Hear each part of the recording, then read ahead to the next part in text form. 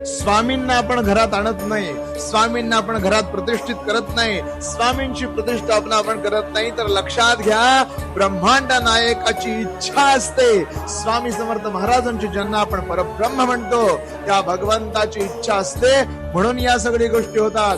महाराजांचं लक्ष असतंय म्हणून आपण त्यांची सेवा करू शकतो. महाराजांची इच्छा असते म्हणून आपण त्यांना देवाऱ्यात बसवू शकतो.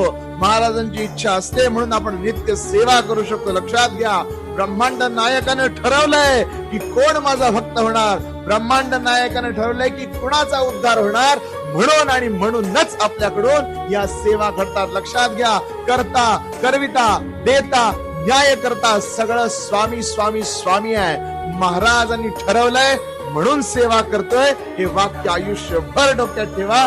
कधीही गर्व, कधी ईर्षा, कधी दंभ मनात येऊन स्वतःची सेवा वाया जाणार नाही. श्री स्वामी